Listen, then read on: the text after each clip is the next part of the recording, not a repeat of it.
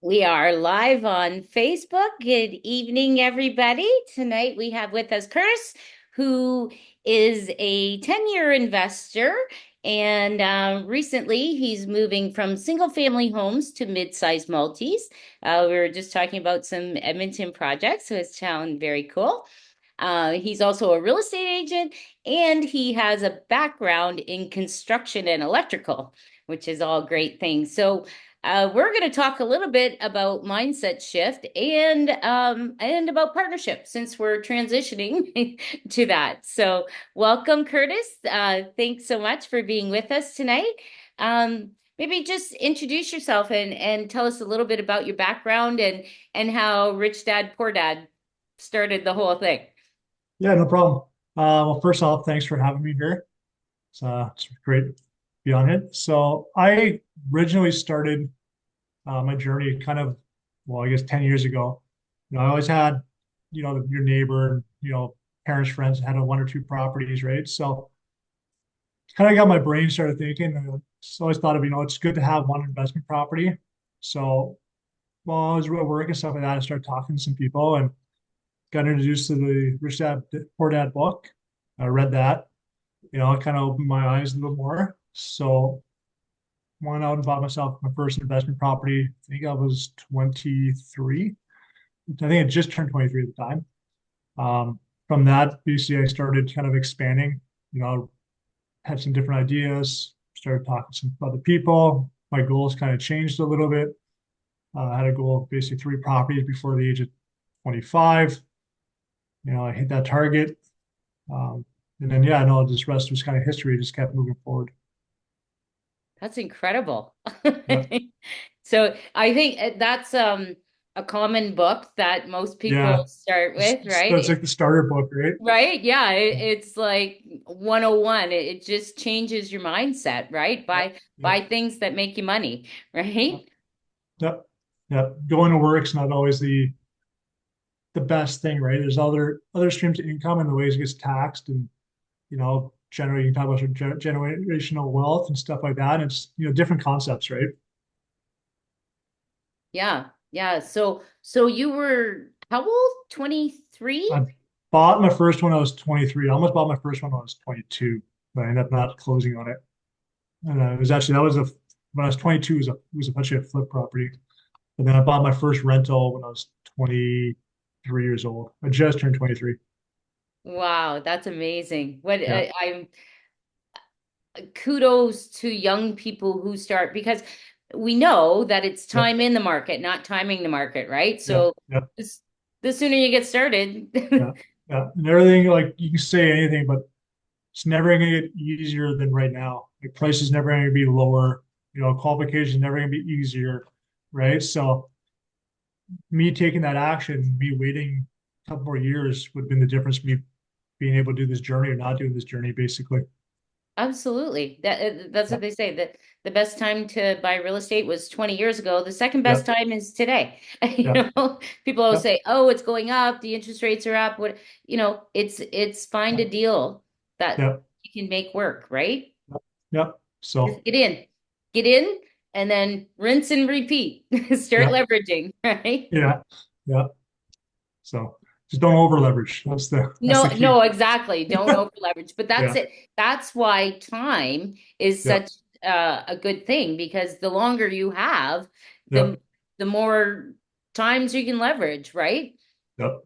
Yep. 100%. And then basically everything snowballs, right? So in those 10-year span that I've been investing, I know a lot of people who've ran with it and done more than I ever have in my short time span. But some people, like you talking about the over leveraging, they might have went a little too far, right? And when they take that step back really hurts, and then they're almost at the bottom. So like for me, slow and steady, and then as it snowballs, like everything it just accelerates, right? So just be smart with your investments and what you buy and stuff like that. Don't think everything's impossible, but definitely you got to take that first leap. Absolutely. It's all about taking that first leap Yeah. and then going from there. And you have to be able to pivot, right? Like you take that first leap and you think, you're going to do this, but you have to have all kinds of exit strategies or refi strategies. And like you Yeah, said, not over leverage yeah, and not be stuck in one path, be able to do lots of different things according to how the market changes. And yeah, yeah, yeah, yeah, that's great yeah, advice. yeah. Yeah. So So you started at 23 with a yes, single family rental, and then where'd you yeah. go from there? So I bought the first one was I bought a single family. I ended up room renting it all because at the time you couldn't get rents weren't high enough, and somehow I don't even know how I got this mortgage. So I had to make the numbers work. So I ended up renting out all the rooms to it, and then from there I kind of went into like house flipping, but it was more like live-in flips.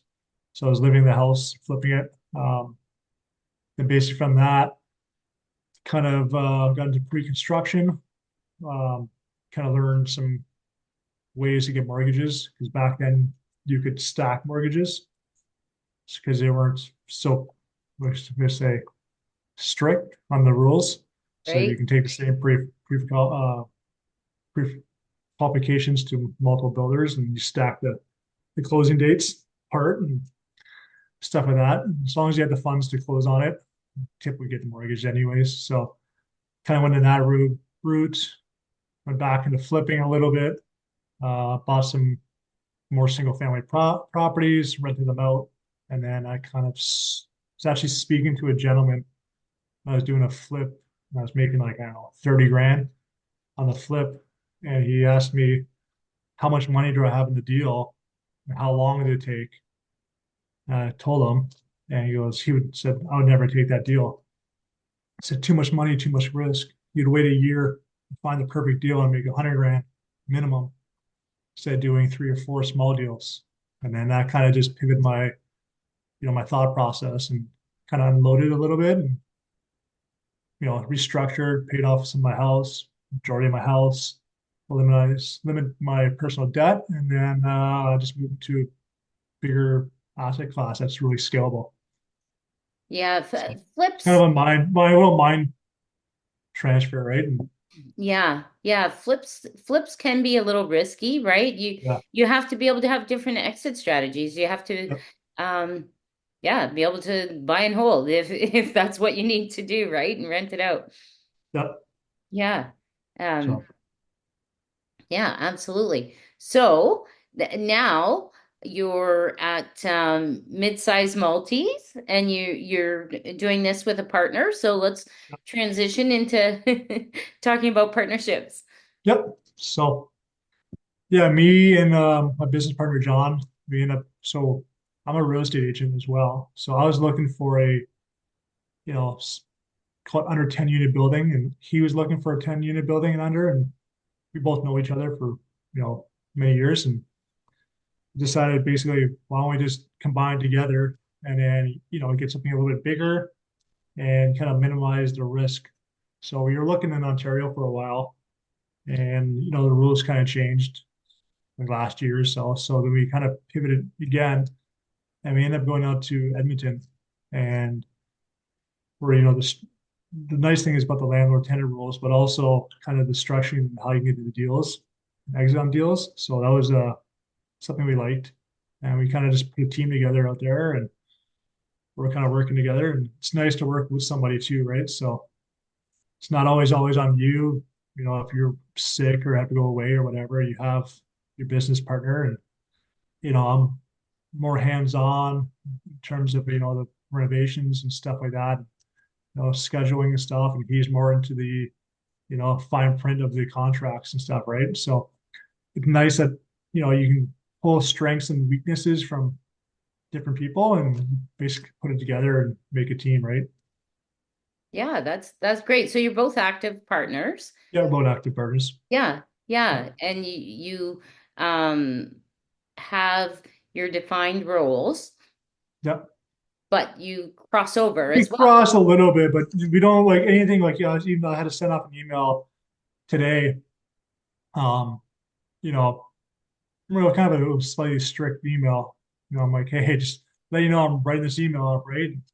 This is kind of where we're heading, heading to this. It's was the nicest email. So I just touch base with them, right? So we do kind of do everything together in terms of we know what we're each doing. So it's not like, hey, why did you tell this person you were doing this? Or so we kind of know what we're doing, and then we have our own rules, but we kind of always communicate. So How often are you communicating? call every day. Every Yeah, day? Yeah. every day. Yeah. Yeah. By foot, do you guys like live close together?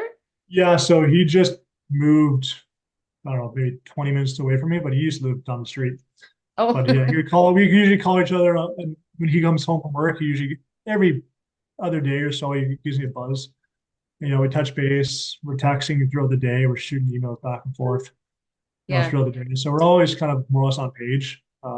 Every once in a while we go out and kind of game plan again and see where we're at and where we're, struggling and what needs to get picked up and what needs to go move faster on. And, we need, plumbers or guys to do snake drains or flooring or anything like that. We pivot and who's going to do that role this week or who's taking care of that. If I'm working on something different, he gives that. We're doing our refinances, who's pulling all the documents together, who's talking to the accountants, who's talking to this way. I'm not asking the accountant for, hydro bills and, 10 minutes later, he's asking the accountant for hydro bills, right? It's Right, right. kind Yeah. of, so we're always kind of trying to stay on page. It's pretty straightforward. So communication is one of the most Key. important things. Yeah, 100%. Yeah. If you're doing two, especially two active partners like this, yeah, Hmm. 100%. You need rules. Obviously, rules kind of intertwine a little bit, but you kind of have to have like you gotta know your strengths and weaknesses, right? So coming back from my background in basic construction and electrical, I was managing multi-million dollar projects. So that's obviously my strength, right? And then his Right. strengths more like dissecting numbers in terms of like going through the fine print of contracts and stuff like that. He picks stuff up way faster than I could, right? So not saying I wouldn't be able to, it just he's better at that, right? Yeah. So it's strength and weaknesses. So do you have like a joint venture agreement of like do you have it written down Yeah, what your yeah. So roles are? it's yeah, no, not per se the rules. We do have a joint venture, just based on ownership of a corporation. So Okay. my corporation, his corporation owns 50% of the Alberta Corp. Um, and then we're both 50% voting partners. Okay. Yeah. Yeah, so you're equal. But Yeah. do you have it Define rules? No, no? no, no, No. You've no. just worked that out and Yeah, we just worked that okay. And out. how long have you been partners? So we've been partners on this deal, but I've known him for quite some time. Okay, so this is Yeah. actually the first deal First deal with him, yes. So that you've actually, partnered with. this is my first JV or partnership deal ever. Um, Okay. yeah. Okay. And what advice would you give to listeners about um forming the partnership? So if you're gonna do two actives, 100%, you have to know the person. Um, yeah, you have to know the person. You have to know what their strengths and weaknesses are. If not, it's gonna be disastrous, potentially disastrous. Um, Even just how they communicate with other trades and workers. Yeah, you have to know how they are 100%. If not, then yes, I totally agree with the defined rules. Then you would have to put that in, um, especially if you're, like I said, two active partners. If you're doing active and passive, it's slightly different. Right. Um, but yeah, if you're doing it both active, you have to know the person 100% and trust them. And how long have you known him? Oh, so he's actually a year younger than me, but we went to high school together, and then my wife knew him since like grade school. Okay. So I don't know. We can talk about maybe known him in passing, 12 years or so, probably more than that. It'll be more than that, maybe 15 years, and then knowing each other for more closely for 4 years, 5 years. Okay. And before you decided to partner, did you talk about what the roles would be or Yes, yeah, yeah. yeah. So we spent. So like I said, I was looking for a property for him. And so I was already in contact, looking for something for about maybe 5 months or so, and then we kind of decided to join forces. And we probably spent almost a good year, talking about dissecting deals, finding deals, talk about the rules, already kind of putting that test of partnership together, right? So like, so we do, he flies out, I fly out, he flies out, I fly out kind of thing as well. Okay. Um, alternating turns of flying out, check on the properties. Um, yeah, just we already kind of had that partnership kind of half worked out before we got in the deal. Um, so that wasn't any, to be honest with you, there's no really big surprises, luckily. Okay. Yeah. Yeah. And he was a real estate investor as well? Yeah, so he not so much. He's always trying to get into the real estate game. Um, he kind of had some advice. Um, was it good advice? Yes, I guess technically, but not maybe not the greatest advice. Um, so when he, so my wife's always kind of knew him. He went to grade school. He went to my high school, and he knew that I was an investor. So he's actually crossed paths with my wife, and then he mentioned me. So then that's how me and him kind of really started up. So we went out for a bite to eat one day, and then he just kind of picked my brain and kind of stayed in contact ever since. And every, I don't know, a couple months we go out and kind of help him where he needed help, and he just kind of took it from there. Very good. Very good. So you each bring your own to the table. And what's his background? What does he do? So he's in more of the sales. So he does computer sales and stuff like that. So he helps Okay. run a business. Yep. Okay. Yeah. Yep. Yeah. So he's yeah, good with the um running the numbers and doing like Yeah, so that's what I'm saying. Like he's more better off in looking into the fine print stuff, right? So usually like if I'm on the phone or something like that, and working something out, and the contract comes by, and I already tell him what the contract should be, and he's dissecting that contract. I don't even have to worry about it, right? So, as he finds something, and he gives me a call and say, "Hey, what's this? That's not supposed to be in there. It's supposed to be done like this or something like that." But he also has some construction knowledge as well, so hmm. that's also a nice. In that case, is really positive. Um, yeah, Very good. Very good. He probably has got like a million Excel spreadsheets too, right? he tries to. Yeah. He's always sending me stuff. I'm like, okay, I'm working off. I got like whatever 4 or 5 of them I work off of, and I'm like, Yeah. not the 4 or 5 I work with. I can't help you, man. So Oh, he's he's probably trying to put charts together and stuff like that. I'm like, That's your department. what's your department? Yeah. Yeah, That's awesome. That's yeah. awesome. So, so you've got the one that you're working on now, and you're looking at others with him as well. Yes, yeah, for him, and then also for myself as well. Okay. Yep, yep, Very good. Very good. yeah. And so you're loving the Edmonton market?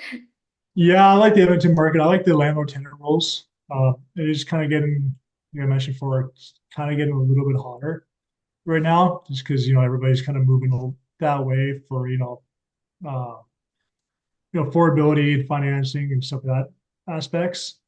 Um, but we're still able to find like we got a couple of deals in the works right now that are still pretty much price point what we picked up ours for last year because they're trading heavily higher right now, right? So that's a nice little comfort in your back Yeah. pocket. So if any type of correction does happen, you're not going to be really impacted too much by the correction, right? Because you're already buying so much discounted.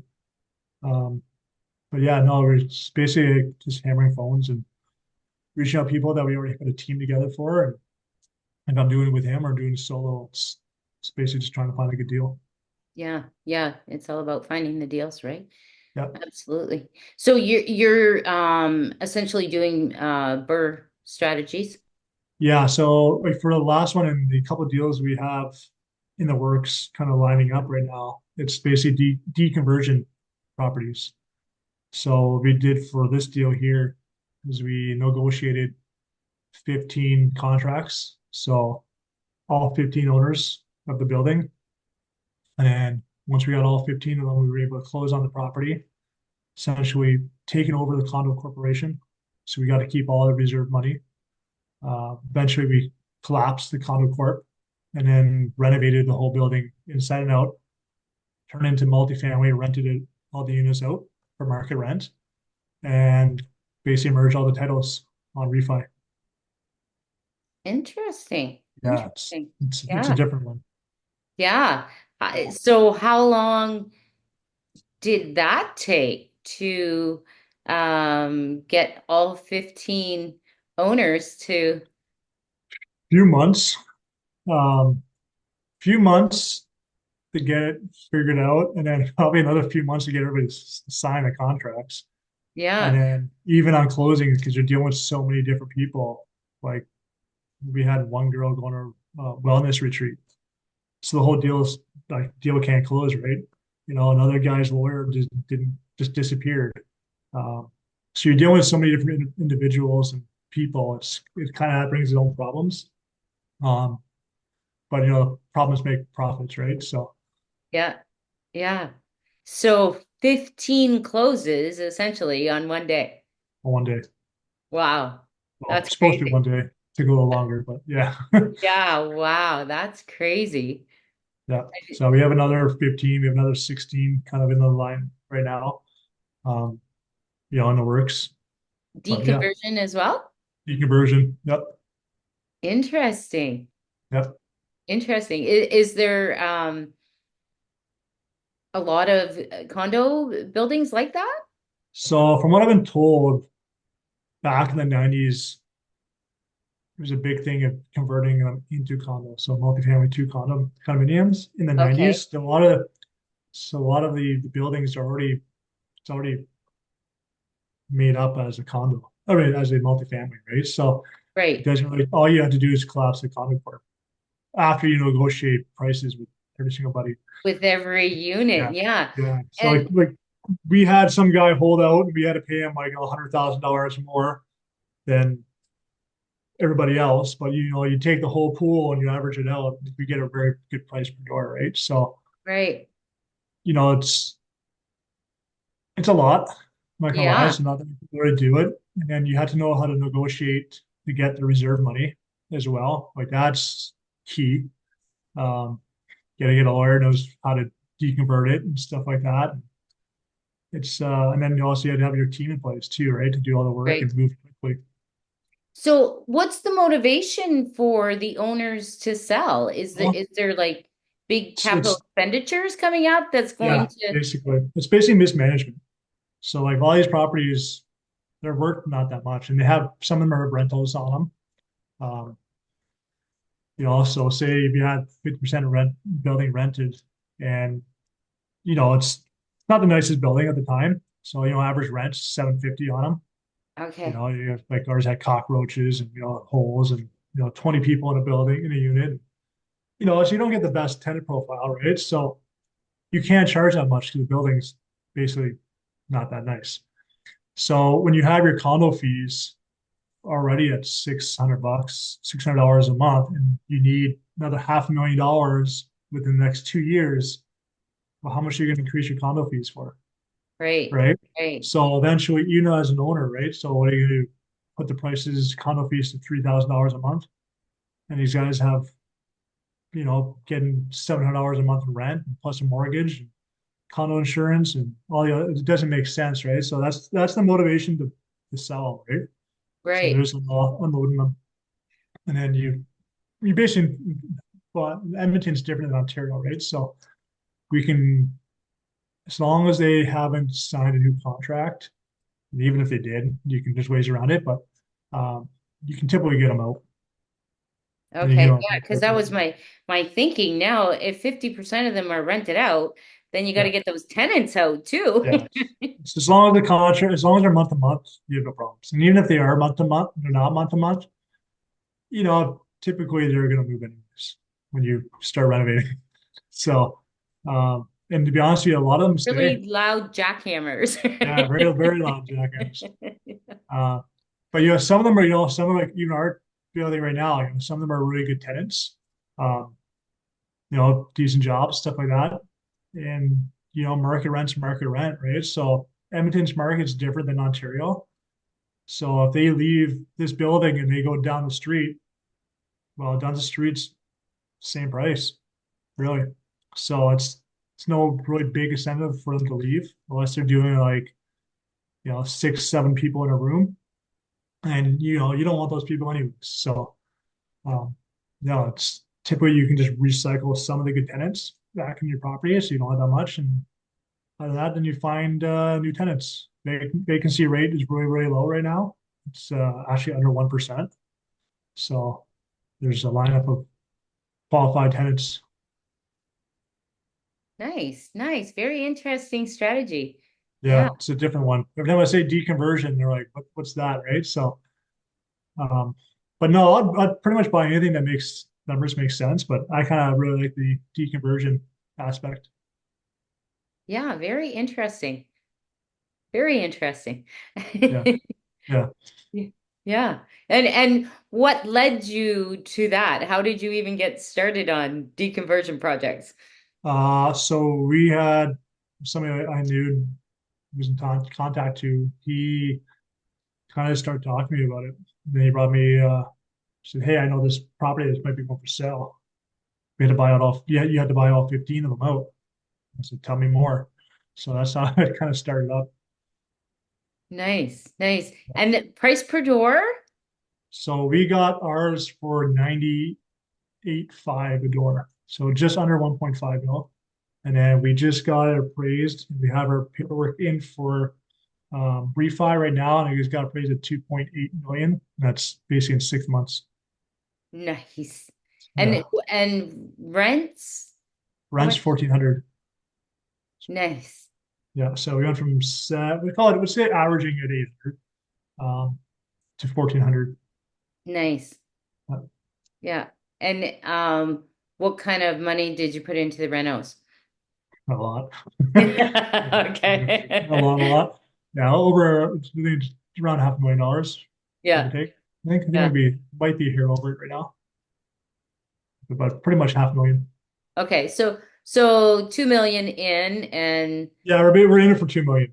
Well, yeah. after your some fees and stuff like that, carrying costs, and we're basically in it for around $2 million. Okay. Yeah, And but appraised at 2.8. but Yeah. so it's a full burr and some on this. So will you refinance it to CMHC? Yeah, so we're doing MLI on this one. Nice. Yeah, Nice. but I would be, anybody out there, I don't know how I feel about it moving up. Like market's really hot right now, so if you get a good deal, it's fine. But just be a little cautious, right? Because rents are at the highest it's ever been in Edmonton, and rents go up and down. So like Right. we could have pushed our rents even more, maybe another $50 a unit. But then if we get that evaluation, say in 2 years from now, the rents come back down. Now you're bleeding a little, right? So Right. it's a different concept than Ontario. Okay. Yeah, Interesting. yeah. So and how'd you get your points in MLI? Portability, Affordability. portability. So what's the average rent? So from the guidelines, the 2019 guidelines that they go off of, two-bedroom rents for affordable is 16.95. Really? Yeah, but market rent's only 14.50 now. But What the heck? yeah, and then Wow. because you couldn't do renovation financing and stuff like that back last year, so that's why we self-funded all the renovations. So, but Okay. now you don't need to, but that's the reason why we self-funded everything. So Yeah. we're in And it for just a then they million. just changed the rules again. Yeah. Today or yesterday. I didn't read through And they all of change them the rules yet, all the but time. I So was you like, gotta, what? that's why speed's a major factor, right? So if you can get into something and, you know, and you can do something in 6 months, because they like, think from when I started looking to now, they've changed the rules like probably 5 times. Right. And when I've heard they're already planning pretty much going to be changing at least two more times, because I know two more things coming up. Yeah. So Yeah. Yeah. So you have to be able to pivot, right? Like you you had to be pivot to pivot, and you had to move fast too, right? So having a yeah. team, knowing what you're doing, coming in there and just executing is Yeah. Get kind of in, key. get in and apply Get before the in, get rules out. change again, Yeah, right? Yeah. yeah. It's Get like approved. a lot of people got basically pinched last year ago, right? When they're doing, everybody had a lot of people had peak home mortgage, Efficiency. Yeah, yeah, 100 the points. efficiencies. But in Edmonton, Done. everybody had mortgages with everybody had mortgages with like Peak Hill, and Peak Hill was not a approved lender, or they had renovation financing, and you couldn't pay. You had to pay off that before you take a CMHC. So everybody was selling these off for, to be honest with you, really cheap. And you can buy last year you could buy a 20-unit building for $2 million fully renovated, Yeah. and then you could buy it directly into MLI and 5% down, Yeah. right? Yeah. So, and then it's basically like they're fire selling them almost. Right. Right. Yeah. But uh, they didn't have several exit strategies, right? Yeah, no, exactly. Or they ran their numbers too tight and they weren't able to Right. pivot. Yeah, yeah. Yeah. So, yeah. Yeah. Interesting. Very interesting. So, are you looking at any of the new rules and thinking, Yeah, but I don't really see too many factors for me, or at least for down there. I know they're probably going to set a new guideline for affordability, because they're going to do an upgraded number, because we're still running off 2019. Um, so they're obviously your market rents and what they call affordable is going to increase, because market rents have increased. hmm Um, I heard that they're going to be going price per square foot now hmm instead of per unit.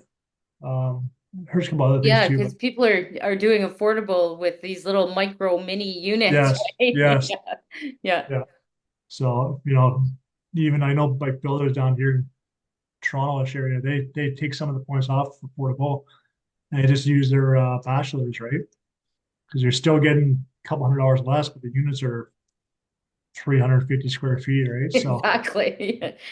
Aren't they four? I thought four was minimum. maybe four, I don't know, but Yeah. it's way too Yeah. small for me. So Yeah. Yeah. But uh, I know that's how people are getting around it or were getting around it, yeah, but those rules may change. I mean, if you yeah, have plans in place and that's what you were yeah, gonna do, and then the rules change, like yeah, you yeah, gotta be able yeah. So to pivot. Yeah. Yeah. yeah, Yeah, very good. Well, that's very interesting. What a great strategy. yeah. Very, very interesting. Um, yeah, I don't know. You got anything else to share Mm. about partnerships or Maybe uh, for motivation, let me think here, or mindset. I don't know. I think like just take your time on the deals, take your time on hiring contractors, take your time hiring project managers, coordinators, whatever. Just and make sure you like network with people where you want to be, right? So like I'm helping actually, I call him a kid, but this younger gentleman there, his early 20s, he reached out to me, and I don't know, I took a liking to him, I guess. But I talk to him every month and stuff like that, and kind of help him out, and yeah, just try to build some solid relationships, right? And he has a path that he wants to take in, and I'm trying to help him steer him without any biasness, but to a different path. But I'm saying here's some information. Get that information first. I think your education is key. yes, education is key. You don't Yeah, know what you don't know, right? exactly. Yeah, Yeah. and it's a painful lesson when you got to pay for it out of your That's pocket. right. That's right. Yeah, Yes, yes. And yeah, learning from people who have already done it and yeah, made mistakes can save you. yeah. And that's a nice way to get into, like, say you're trying to get your first investment property, right? You know, don't just ask any agent or any neighbor about investment strategies. And, if you're going to a real estate agent and they don't have real estate properties, you're not working with somebody who's focused in real estate. You just got somebody who can find you an investment property. Um, yeah, just make sure you just, you know, talk to and take positive, truthful information from people. Right. And even because people own rental properties, Doesn't mean they're smart about it. no, doesn't, No. they buy them and pay them off, right? Like that's their thing. They're not really investors. They really don't know all the ins and outs of it. And unless they've joined groups, got the education, um, yeah, done the coaching, done the modules, built their network of other investors, they don't Yeah. know. Yeah. Like I spend a lot of my time, to be honest with you, just, on YouTube. Um, if I want to start learning back, I want to learn about, taxes, I say something to my accountant, then he'd be like, hey, you can do this. Next thing you know, I'm, 6 months on the computer learning, researching tax structures and, things you can do with it in corporations and, your HST rebates and everything. Basically, I just go and then I make a list. I call them up. I'm like, hey, I want a meeting. And I'm like, hey, I got all this, I I know got this and this, this I and got this and this this. questions, right? Yeah, yeah, So yeah, like, thing, but just you spend some time learning. Like I knew yeah. when I started kind of reaching out to more people, a lot of people, like at the time, I knew a lot of people had properties and stuff. They didn't know as nearly as much as I did. Still to this day, I get people calling me and asking me, hey, for advice, right? And, Yeah. these guys are 30 years older than me. Yeah. So, Yeah. just spend your time educating. Yeah. Tons and tons. I've in the last 5 years, hundreds and hundreds and hundreds of hours of education. Yep, Like it's yep, incredible what yep, you don't know, what you don't know. Like yep. it's funny. I was having a meeting with my bookkeeper, and she says, "Jan, like, why don't you just pay the utilities? Like it's so complicated back and forth with no, no, no, no, no, no, no, no. We don't want to pay utilities, right? No, no, Yeah. not But at all. people don't know, right? Yep, yep, Yeah. It's okay. It's worth making the extra entries, journal entries, right? To yep, yep. flip them. But yeah. Yeah, that's a big thing. Like that's something I slack on and something for next year that I kind of promised myself I'm gonna do better is get bookkeeping. Anybody who has properties on the go or do any type of renovations, bookkeeping is like gold. Um, Yeah. Well, I've doing your had a stuff, business. if you're doing it yourself or however, make sure you set up a system. Like Yeah. it's getting better over the years, Yeah. obviously, but yeah, that's something that I kind of slack in, and I keep trying to do a positive. I would say we try to make it better every time I get in there every Well, year. and because you can miss things too, Yeah, right? everything Yeah. you miss is it's money on the table, right? So Yeah. Yeah. Yeah. If you're not up to date, you can, I've had a bookkeeper for a long time because yeah, I've been in business for a long time. I have done it myself. I yeah, can do it. I yeah, choose not to, yeah. you That's kind know? of that's kind of where I am now. Yeah. Yeah. My That's a my who, basic not how. She's yeah, really good at yeah. That's it. good enough for me, right? So Yeah. I just call her up. Okay. What's this and this and this? yeah, And then she just ships it off to the accountant and yeah. and we're good. This is your HST. Okay. Pay, There you you go. log it. Yes, yes, it's very time consuming and tedious and Yeah. easy to get behind on, Oh yeah. which can make you miss things, right? Yes. Yeah. Yeah. So my goal like this year was doing basically month ends, um, which is good. It works. It just, it's still so tedious. Yeah, Um, yeah, it's just tedious. yeah, yeah. So, Yeah, very good. Very, very good. Yeah, so what do you do to keep your mindset focused? Like what so I don't really know. Like, so before it was always, just kind of additional education. Now what I'm actually trying to do is not learn about other strategies. 'Cause I've kind of already done it. It's kind of like, the shiny bell or hurt a ball. you know, Shiny object. Yeah. shiny object, right? Yeah. So I want to, like, I'm pretty laser focused in what I'm doing. I have some ideas of what I want to do next, um, and just kind of keep chipping away at that. Okay. But if you're Yeah, good at something, why not just rinse and repeat? yeah. Well, that's basically what I'm doing. I want to do. Yeah. So, you know, same where I want to go next is the same thing. It's just, same concept basically. Yeah. Yeah. Why reinvent the wheel It's if you've different. already worked out the Yeah, kinks and yeah, right? yep, Yeah. Yeah. yeah. Very good. Very good. Very interesting, Curtis. Yeah. Now, sometimes I'll ask you about books or you mentioned Rich Dad, Poor Dad. Anything else that you've been reading recently? So I'm just kind of getting back into reading. I was actually for a while, I was kind of listening to more podcasts. Okay. Um, That's and fine. then as What, well with same with some Audible books. One I'm actually reading right now is just it's called Pitch Anything. It's just, okay. Yeah. I'm reading that right now. I've read Okay. I don't know. I've just kind of chipped away at a whole bunch of different things. Yeah. And originally I really liked Andrew Hines' podcast. He's no longer doing it. That was a good one for me. And there's some other stuff too, like even on the real estate side. There's a good podcast called Sell Beast as well. And yeah, Very just good. try Very to keep good. yourself properly educated. Absolutely. Yeah. And just keep your mindset growing too, right? Yep. Yeah. Yeah. I think it's all about that. Just keep expanding your mind. Well, thank you very much for being with us. Very informative, a great strategy. Uh, Yeah. yeah, that's brilliant. I love it. I'm sure it was a ton of work to negotiate Yeah. 15 deals in one, Yeah. right? And to get them all to close on the same day. Yeah. Yeah. That's uh that's huge. Very, Yeah. very good. Congratulations on Thank you that. very much. And so now, are you ready to refinance that project or you're, Yep. So the paperwork's already in. So oh, we're just okay, waiting. perfect. Yep. Yep. Okay.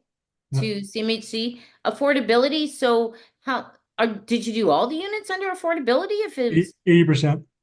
80%? Yeah. And that gave you 100 points. Yep.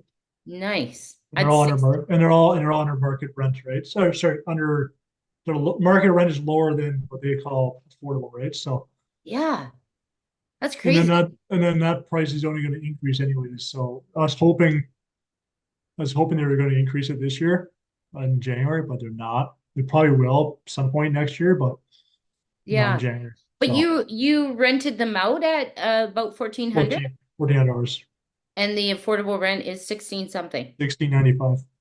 Wow. That's crazy. That's crazy. Yeah. That's awesome. Yeah. Congratulations. That's beautiful. Yeah. Beautiful. Slam dunk. Thank you. Congrats. Okay, well, we're gonna wrap up for tonight. Thank you for joining us, everybody. Thank you, Curtis. Thanks for having Great me. presentation, great information to share with everybody. Again, I didn't even introduce myself at the beginning. I think I was so excited to get going. Jan Carmanico Reeves on a mission to make real estate investing fun, easy, and profitable. And if you're interested in being a guest on future episodes, please reach out. We're always looking for, I still have, nobody's taken December 20th. So that's, I know it's a busy time. So nobody's taken that date. And then there's dates in January that are available. So reach out if you're interested. If you're not busy, December 20th, looking for a guest. And again, thanks for joining. Thank you, Curtis. It's Yep. been a pleasure hosting you tonight. So have a Awesome. great night, everybody, and we'll see you on the next video.